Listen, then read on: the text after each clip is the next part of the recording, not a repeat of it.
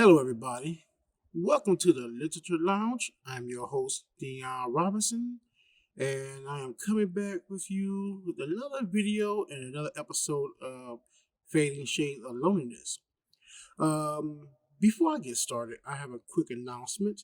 Um, I have a lot of work on my plate, and I think I'm going to for the next couple of videos. I am not going to do an introduction just to focus on getting caught up with my work. Um, I pretty much have like a couple. I pretty much have a lot of projects going on all at once, and me being a producer, director, and content, produce with me being a content curator, a producer, and other things. I kind of need the time to get caught up. Uh, I'm currently working on two stories. Well, actually three if you count Fading Shades. Pretty much doing the audio. I pretty much want to focus more on that rather than just giving an intro.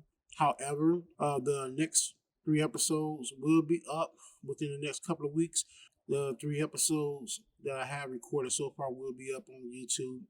Um, it will be scheduled to post weekly, so you'll be able to capture that. And also, with the other book series I'm doing, Sins of an Escort, you also be able to catch that.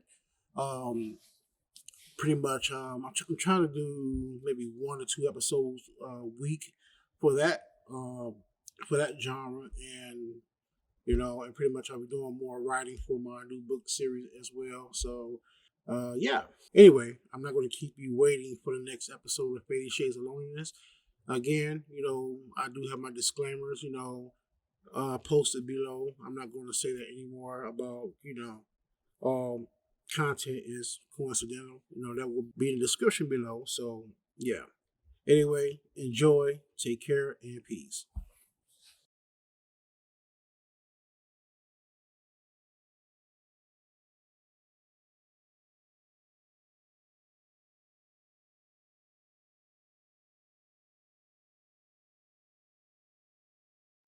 Fading Shades of Loneliness, Chapter 4.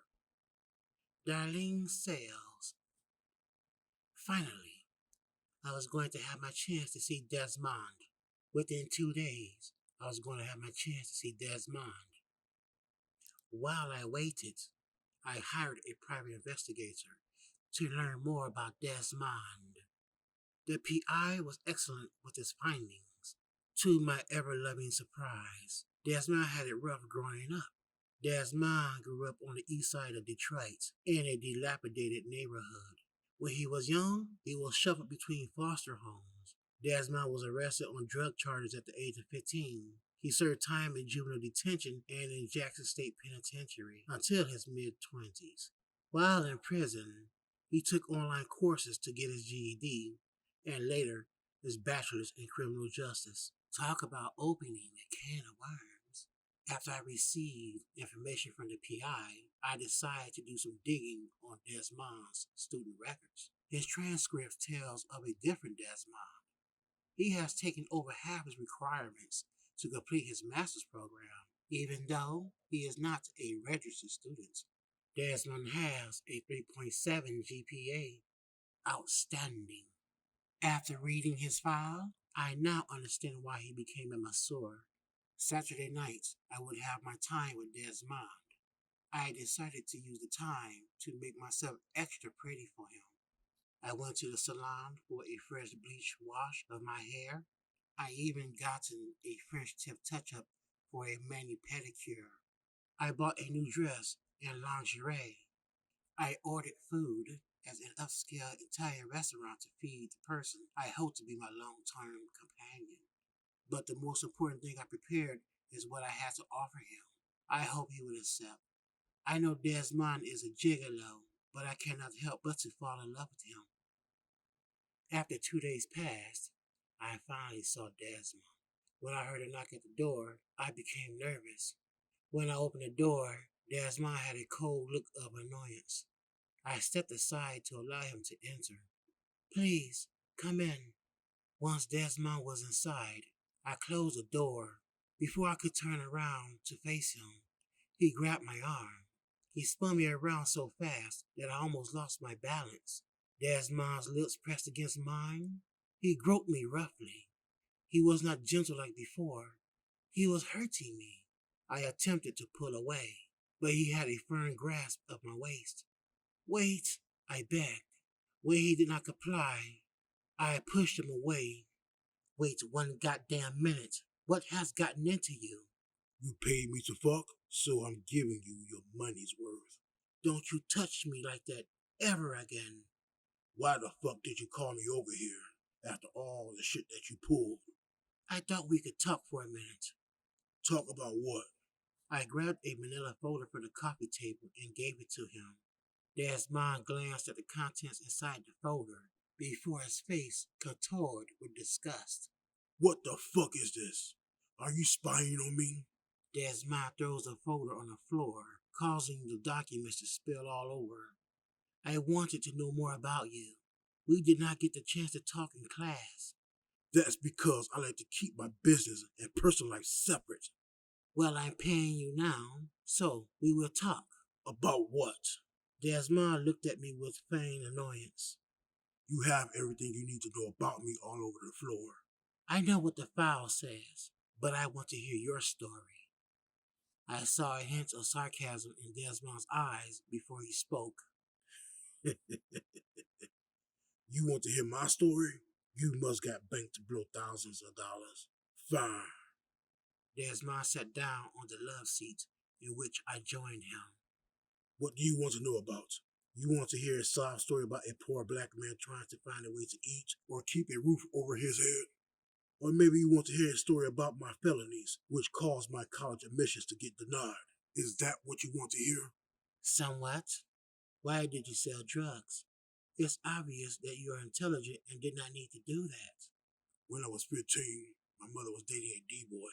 They both forced me to sell drugs and move Major Way to Queso Blanco. You could have moved to a relative. Oh yeah? A dead granny and an aunt that has no contact. Don't feed anybody. As Desmond talked, I saw the hurts of abandonment, betrayal, and loneliness in his eyes. It was like we were kindred spirits. I too experienced these feelings from an abusive ex-husband. Desmond, I would like to help you. I have a proposal for you. What proposal? I know the dean at the Whitmore University Law School. I had talked with him and told him about you and your achievements. He is willing to accept you as part of the criminal justice program there. He is willing to give you a full scholarship as well. No, thank you. I don't like owing people. What the hell do you mean? It's a good plan for you. How would you feel if somebody was trying to dictate your life? Desmond, you can't keep selling yourself.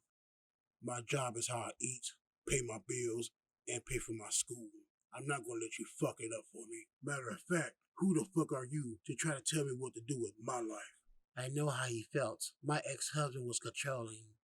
Even though he allowed me to work in his law firm, I did not get paid. I had to ask him money for food, clothes, and even the bare necessities like tampons. I am not trying to dictate your life. I'm trying to help you. What's your angle? Are you one of those rich bras trying to treat a poor man like a side project? If so, I don't need your charity. God damn it, Desmond. I'm not doing this to help you. I'm doing this to help me. You don't understand. You fixed things in me that my ex-husband broke. I want to keep seeing you. You have to drop out of my class. And if it's allowed, I want to be your only client. Well, since you put it that way, I am grateful for your offer, and I will take it. You can have me for 4 days a week. That is all I am willing to give you. Oh, and for my services, my fee is $3,000 a month. That is non-negotiable. Well, Desmond, it is a deal. However, tonight you will stay with me.